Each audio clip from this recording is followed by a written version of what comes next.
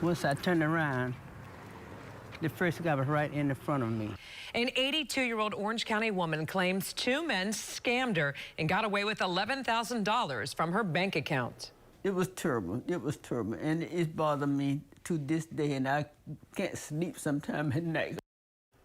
Mary Brown said the men approached her outside a Home Depot on West Colonial Drive with a wild story about finding a wallet full of cash. Before she knew it, the men had actually convinced her to drive away from the store with them in the passenger seats. She told Action 9 consumer investigator Jeff Deal she believes the men drugged her. Well, she described it as an out-of-body experience. She felt like these men were controlling her. For some reason, she had no problem giving over all of that cash and even giving over the rings off her fingers. The other guy was sitting right here in the car. He never did get out. He just stayed in there the whole time while you were in the bank? The whole time. Retelling the story for Mary Brown isn't easy, but for her, it's important. I want everybody to know that these people are out there and they're taking advantage of it. By these people, she means two older men in their 60s or 70s who approached her outside this Home Depot on West Colonial Drive. She just loaded her trunk with mulch. Once I turned around, the first guy was right in the front of me. He had a wallet, claimed another man dropped it and then took off from the parking lot, ranting and raving. A moment later, a second man joined the conversation, claiming he too saw that.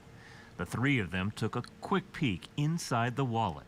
And he opened just a little bit. He said, "Oh my God, this is $62,000." And had a little note in there, $62,000. Mary suggested they turn it in to Home Depot.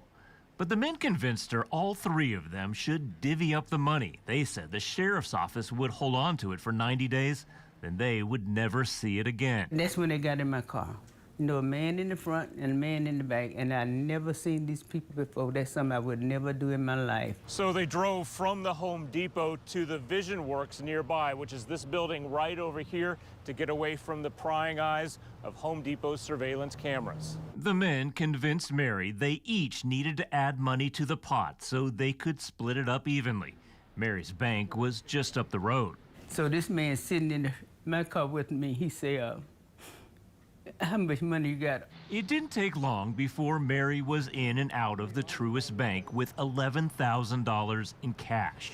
The entire time, she felt everything was okay. Were you scared when they went in the car with you? No, I was not. She even had no problem handing over the rings off her fingers just before the men left, promising to be right back to divide up the money. I never seen him again. So I was sitting in my car, and that's when it hit me. "You've been taken." Mary now believes she was drugged. Why wasn't she scared? Why did she trust these strangers, allow them in her car, and give them all that cash? When I came home, I didn't want to tell my daughter.